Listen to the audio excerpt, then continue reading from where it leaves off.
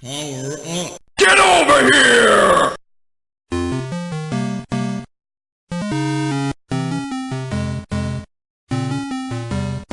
Good evening, everybody out there on YouTube. Once again, this is Reverend. Theme here. Graymouse 1. We are the three middle-aged guys just bullshitting about nothing.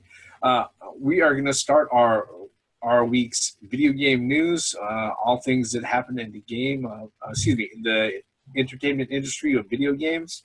Not a lot of news this week, but a lot of things that turned out to be pretty interesting. Okay, earlier this week, actually, I believe on the on the 19th of this week, confirmation actually came from developers and from Sony themselves with specifications for the new PS 4.5 or 4K, now codenamed the PS4 Neo, and specs have been released. You know, it's going to be a thing. We even have a manufacturer suggested retail price. It's going to be $399.99, $400, the same as the launch price of the original model PS4. Gentlemen, what are your thoughts on it? I know we've done videos on this before and we've covered this, but now it's actually coming from the horse's mouth that it's for real. Isn't this the same fucking response I get every time I ask that question initially? Because how the fuck are we supposed to respond to something like that? It's just the fact that, okay, they're coming out with this new system and it's supposed to be, the specs are higher and it's supposed to be compatible with VR and shit like that. And it's like, look, the main problem with this is the games. This is games and games developers. This is a situation that shouldn't be coming about, especially right at a fourth of the fucking console's lifespan. This console's okay. The PS4 has been out for what, 2 years? It's almost 3 now. It's almost 3. Okay, what, 3 this November? Yeah. All right, fine. For them to do this shit this quick and to try to improve on shit this quick on something that, okay, they should have already had insight on. Because if they were going to prepare for this, as far as bringing out VR and trying to make a system better and so on and so forth, they should have thought about this earlier. Now, this is going to screw with a whole lot, specifically games. And all right, make no secret, I have Shenmue 3 coming. Okay, so what are they going to do about that with this new PS4? Are they going to come out with this system and then this game is not, either it has to be upgraded or is it not going to be compatible with it, or is it going to cause problems? And then if the game has problems with it because of shit happening, motherfuckers are going to be like, you see, they didn't make it correctly. No, and it's like, wait a minute, you got this PS4 situation that you got to think about now, and it's like, fuck, man, not happy about that. Yeah. Well, according to the article, all of the games going forward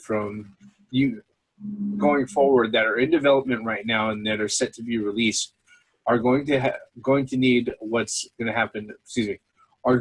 to run on 2 different modes. One they call the base mode, which covers all of the current base PS4 hardware, and then a Neo mode, which covers all of the brand new Neo hardware, which boasts beefier processor, beefier CPU, beefier graphics processor, and faster RAM. Not more RAM, but faster RAM. So basically, any of the games that are in development that are set to release in the future, they should have those 2 modes in place already. In fact, according to the article, we should see those games showing up on shelves as soon as September of this year. So, okay, yeah. In fact, as far as that goes, if you've seen my video on my channel, I've made a video on it. My biggest issue with the Neo as it stands really isn't as a consumer, because like you, Theme, I don't have a PS4. All right, and with this news coming out, I'll wait. even longer now to go ahead and pick up a PS4. Mm-hmm. The problem that I foresee is that in order for developers to make sure that their older games, almost 3 years worth of library that they went ahead and put out, are actually going to work properly with the Neo, they're going to have to go out of their way to patch those games and make sure that they have a Neo mode to go ahead and make them work. Now, for the developers that work with bigger publishers, maybe that's not going to be that much of an issue. It still presents an issue, like I mentioned before, because any patchwork, depending on the developer agreement with the publisher, might be seen as maintenance. And depending on their relationship with the publisher, they may not get paid for maintenance. All right? That's just something that was initially rolled into the initial core contract and expenses that they went ahead and they gave the developer to make the game. Now, the problem is, though, is that, like I said, you have to think about all the games that are already released, including all of the digital ones. What if you're a little indie developer who went ahead and published a game on your own, and now you have to go out and patch your game to make sure that it's running on the new hardware? These guys definitely don't get paid for that extra shit. All right, and they're dependent on that sort of thing. That sucks for them, you know. And the thing is that they don't have any recourse at all, because the folks who already have the game on the old hardware, guess what? They're not going to pay for it again, you know. But they're still expecting that update. You know, if they move on to the new hardware, they're still expecting that update. You know, like I said, it puts them in a horrible spot. Any thoughts on the Graymouse? Kind of just staring at the monitor there. Well, you know, you guys haven't or don't own a PS4. I unfortunately do, and there's one, you know, Theory does as well, and we know other people that do as well.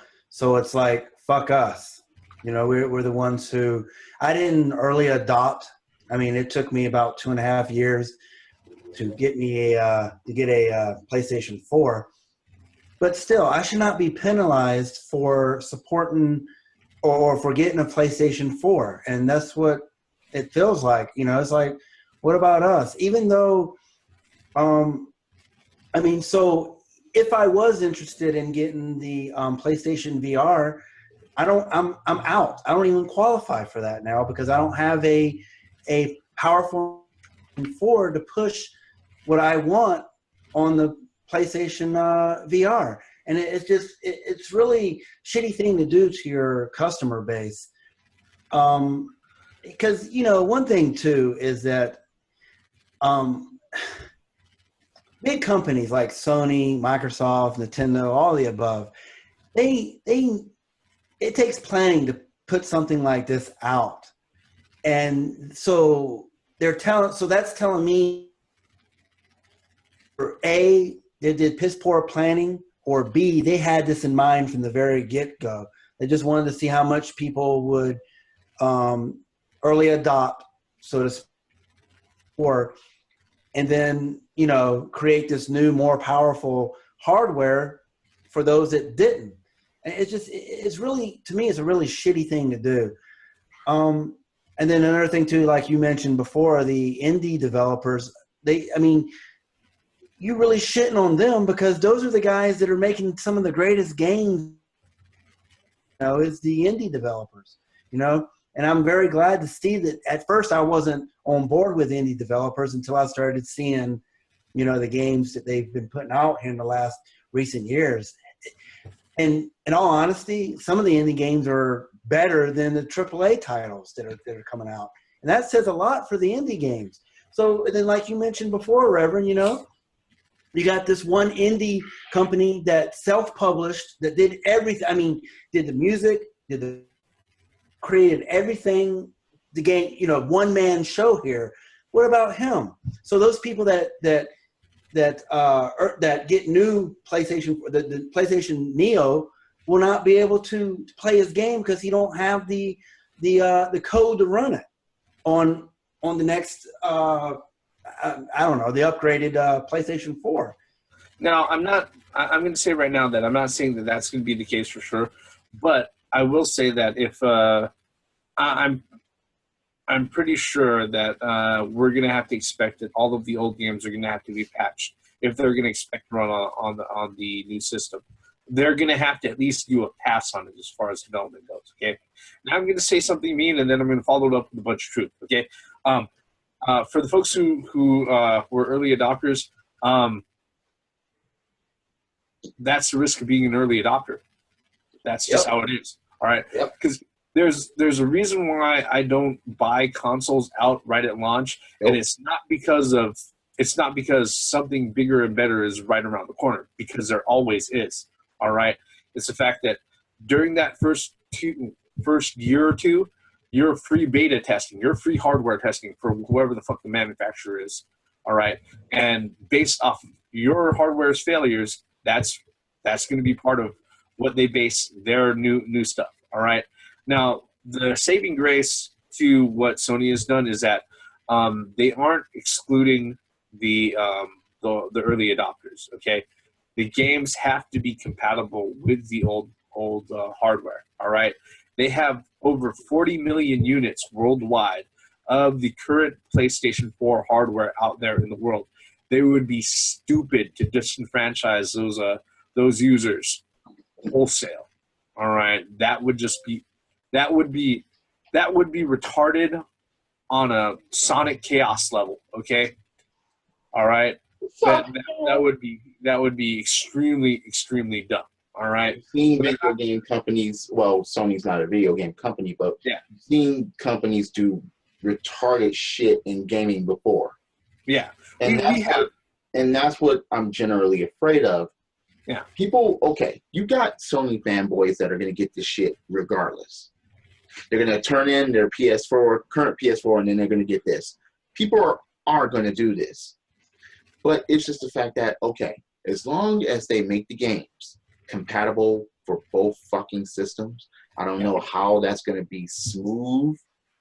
No, the way that they're going to do it is that they're gonna do it one of two ways. Either they're going to baseline develop it where there's like everything is really developed for the base PS4, and then all they do is they have 4K assets or higher resolution assets to run on Neo, or maybe even not even higher assets, just more special effects like particle effects and other things that they can go ahead and turn on to run on the Neo. But the thing that you're really going to see, the big difference that you're going to see, especially on older games after they get patched, is, look, here's the thing. As you sit there, you compare the specs with a higher range CPU, a faster GPU, and faster RAM. The only thing it really translates out to is slightly higher frame rates, and more importantly, more stable frame rates. And that's really for 1080p or lower resolutions. Okay. All right. See, all right. For people that have the current PlayStation 4s, what about the VR situation? Is VR going to handle being compatible to both versions of the PS4?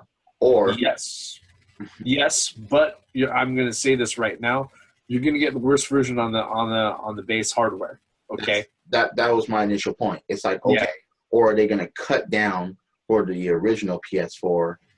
And it's like, all right, so for you to get the full capacity for this VR shit that you have to spend fucking 400 fucking bones for, you have to get the PS4 that it's compatible with.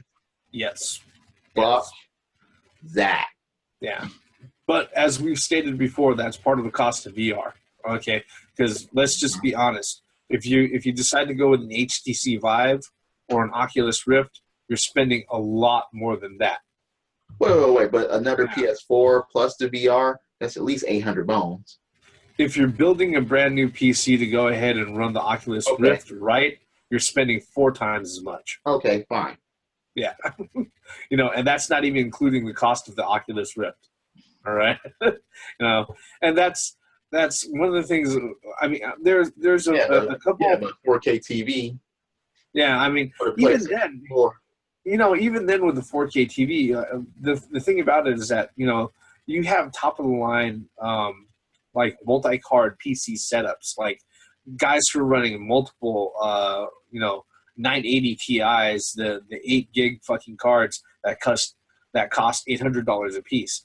You sit there, you run a game in 4K on full with all the fucking special effects turned on. That thing's gonna still fucking chug. You know why? Because they still haven't figured out how to optimize the game well enough to run at that fucking resolution. Okay, even with that $1,600 worth of hardware and fucking video cards alone, you're still gonna make it sweat.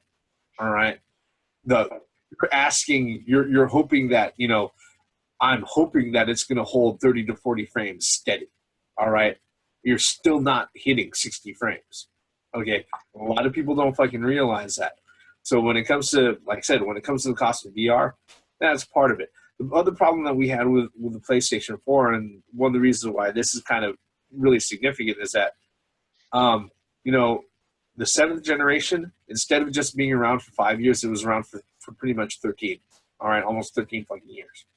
Okay, and because of that, instead of there being another generation in between to see a much bigger leap that's going to be comparable to modern PCs right now, they went ahead, they did the generational step from wherever the generation was back. When the generation back was, I said, over a decade old, there should have been another generation in there, but the economy didn't have that in its plans. It didn't fit for that, and that's kind of the thing that they had to step up from. All right. Not that it's going to make it easier for anybody else, and unfortunately for folks like Graymouse, it's like, it sucks knowing, hey, look, yeah, I can play this game, but hey, if you're like me, where it's like, fuck, a few $100 more and I can go ahead and I can play this game at a much higher clip, much higher pace, it kind of hurts. I know that from experience. Yeah. All right. But it's coming out, and most likely it's going to be out by the end of this year. That's just how that is. Any other thoughts on it, gentlemen? For people that's just going to get a PS4 and just say, fuck it, at least the regular PS4s will be lower priced by the end of the year.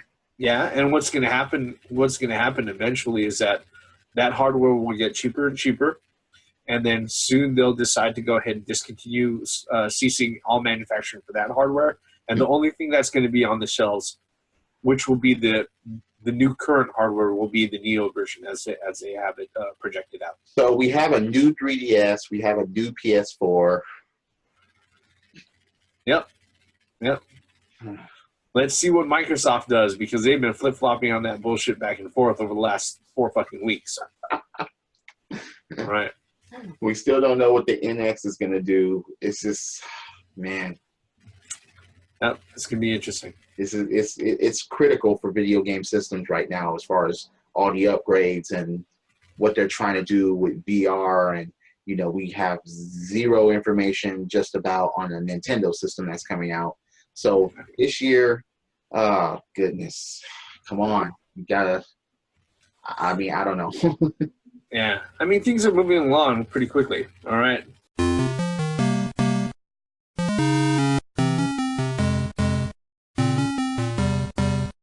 On that note, speaking of moving on, the other tidbit of video game news that we received this week is actually just yesterday. It was released out. Microsoft announced that they were going to cease all manufacturing of the Xbox 360 hardware, the current hardware that they have out on the market. They're going to go ahead and end that particular manufacturing, I believe. Let's see here. Let's see here. The writing's been on the wall. They predict by the end of this year, they're no longer going to be producing or manufacturing the Xbox 360 console for release to stores.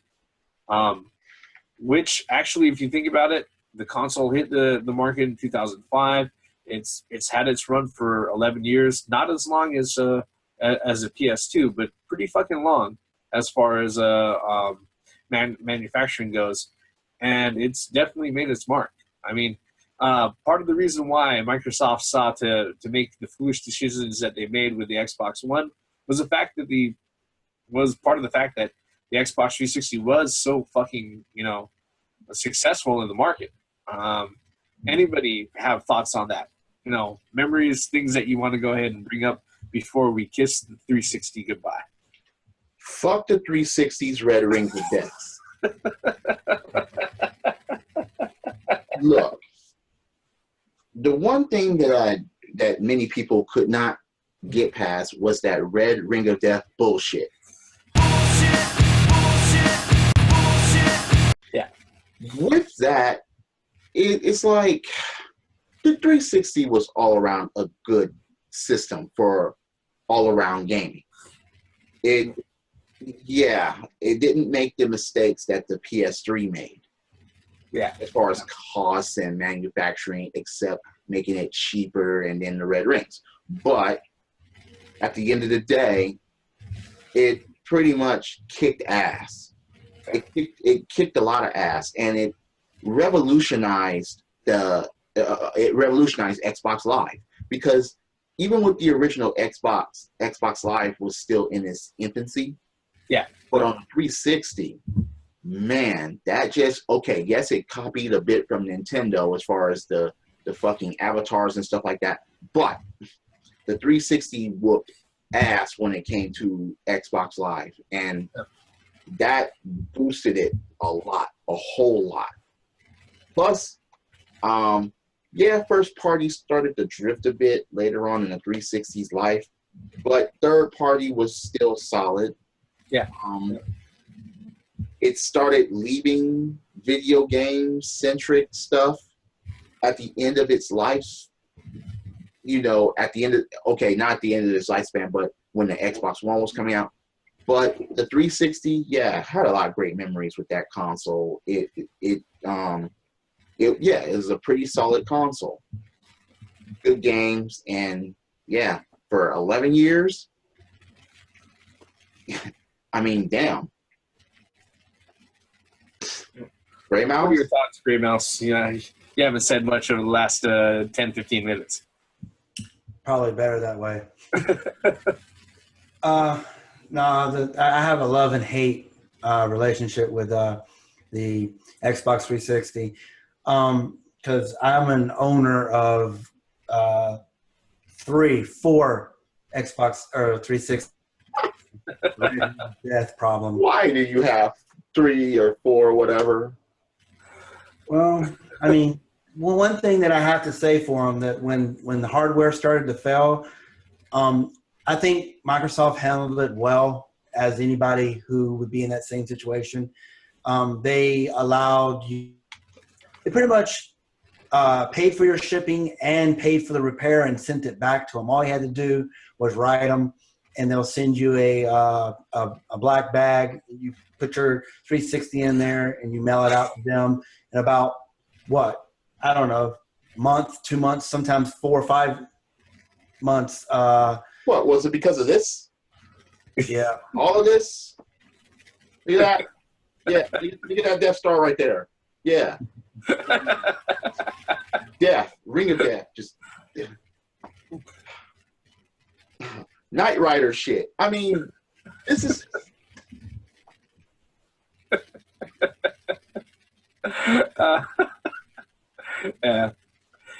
This is my, Red Ring of Death aside, okay, and kind of the thing that with the Xbox 360 that we have to recognize, like you guys brought up as far as Xbox Live, with the PS2 and the Xbox before it, game consoles had started flirting with the option and the functionality of online gaming. The Xbox 360 pretty much perfected it as far as game consoles went. When it came to, there's a reason why Call of Duty and all of Battlefield and all of the other online multiplayer games that ended up building the esports genre that's out there now. There's a reason why they thrived on the 360, was because Microsoft knew that if they had if they expanded the functionality and they brought it outside of the individual publisher's hands and the individual developer's hands and handled the heavy lifting of putting that backbone of Xbox Live together, that it would facilitate multiplayer for a lot of companies and a lot of developers. And that part they did right. The other thing that they had going for them is that they had the greatest third-party support during that generation. All right.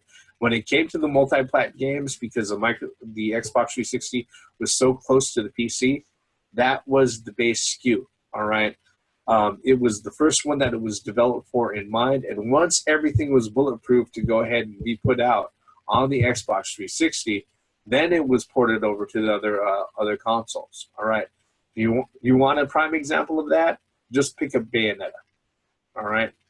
Play Bayonetta on Xbox 360 and then play it on the PS3. There is a world of difference in the experience. All right. Now, yeah, the Xbox 360 was a great console. It sold great for Microsoft. Wait. Did it sell great, or did they just, have to give a lot of them away because of that? Once again, the red ring of death bullshit. Well, we have to keep in mind that there was, aside from the red rings of death and the amount of reciprocity that people had as far as owning multiple consoles, and also in consideration to the number of consoles that got banned off of Xbox Live, yeah, there's a little bit of inflation.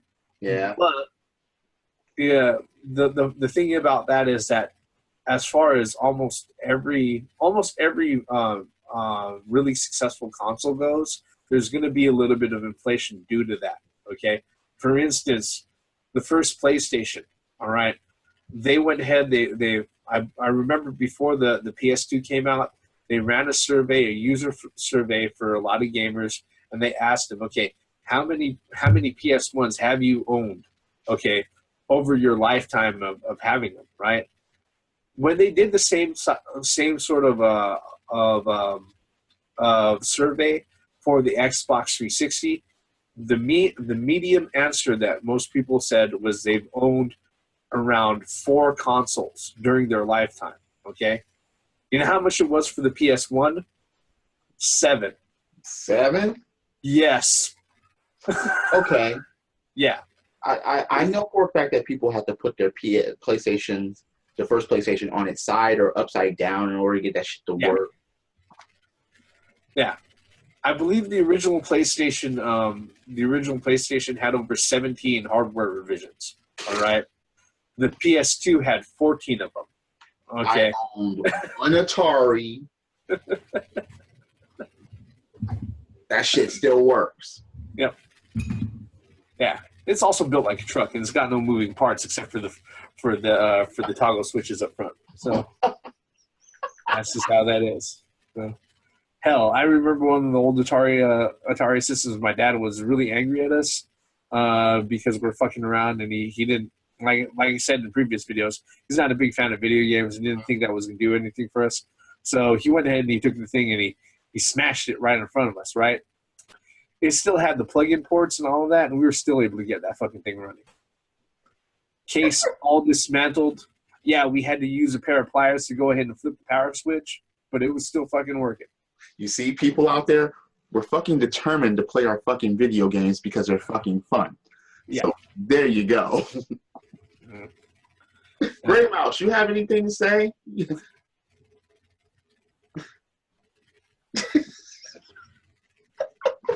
Are you that upset with the 360, or are you just... Or the PS4?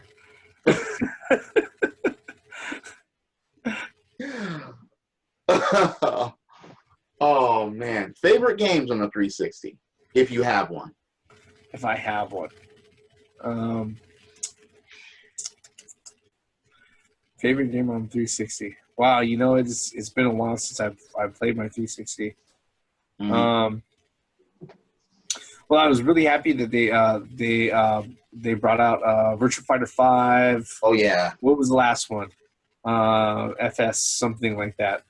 Yeah, they finally brought out Virtua Fighter 5. Granted, it was as a digital title, but Actually, I have Virtual Fighter 5 online as a disc. No, the latest one, the latest version of Virtua Fighter 5. Yeah, because I know about Virtua Fighter 5 online, and that was because there's about 3 or 4 different versions of Virtua Fighter 5 in Japan. Yep, because I know they brought out the last one as a digital only title. Let's see here, Virtua Fighter 5. Yeah, the games that I like. I mean, most of them are third-party titles, like Max Payne 3, like the Arkham series, Portal. You know, those are games that really clinged on to me. As far as actually, if I think about it, I absolutely loved Arkham Asylum and Arkham City. Yeah, Arkham City probably more as far as the Xbox 360, and I also like playing through the Assassin's Creed game until I got through up until Revelations, and then for some reason I stopped right there. But I'll have to pick them up again to see how it goes. But the Assassin's Creed series has always been a great series, and I'm actually glad that I was introduced to it through the Xbox 360. What about you, Graymouse? Well, I have about 300 games sitting on my shelf here. Ooh. Xbox 360 was pretty much the system that I got most games for. Like I said, I'm just going to rehash what y'all said. The Arkham series, the Assassin's Creed, the Halos, just so many. Is there anything exclusive to Japan that you got that people wouldn't see here? No. Should I have even asked that question? No. No. First of all, even if there were games, he wouldn't be able to play them on his American console. No, he would be able to. I don't think they would. 360 is region free. I know because I have what's that? Virtual Law 4 for the Xbox 360. Maybe it was the original X because I didn't because there was hardly anything worth seeing for the 360 on Japanese shelves. Yeah. Like you said, I've lived in Japan for 20 years, and when I was over there, you walked into a video game store, it was mostly PlayStation and Nintendo. Nintendo. That's pretty much the whole thing. It's fucked up when a portable dominates console. In fact, I had one friend that I knew that actually a Japanese friend that owns an Xbox. But to go back to what you asked, I mean, there's just so many good games on the 360, and it was games for everybody. It was through the Lego games to the more serious games, the Diablos and the Halos and the Call of Duties, the Assassin's Creeds, to the kid games, the Legos, the Fusion Frenzies. It was a Fusion Frenzy 2 system. Sucked. Fusion Frenzy 2. Look, that shit sucked. That shit floss teeth with dick hairs. Don't mention Fusion Frenzy 2 for the truth. Fuck that game. I mean, and then it pretty much the 360 had everything for anybody. If you wanted a JRPG, they had it. If they wanted a action game, you had it. If you wanted a third-person shooter, you had it. First-person shooter, you had it. It was just, I mean, that's where the Gears of War started. I mean, it's just, I don't know. It's a good system. Yep. Yep. I mean, it's kind of amazing to see how first-party publisher can go from such huge heights to where they are right now. But that's another set of commentary altogether. Xbox 360, love it, hate it, whatever. You know, you got to respect where it was at or its position in the industry, in this market history.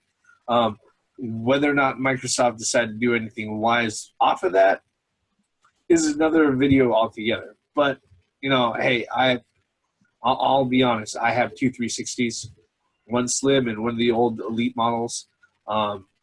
And, hey, that's that thing.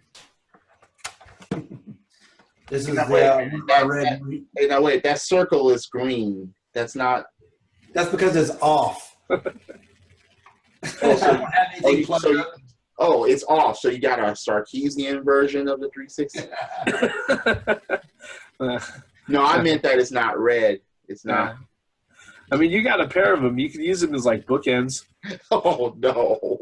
Actually, yeah. I mean, well, here's the Xbox 3, right? Oh wait. So there's Xbox 3.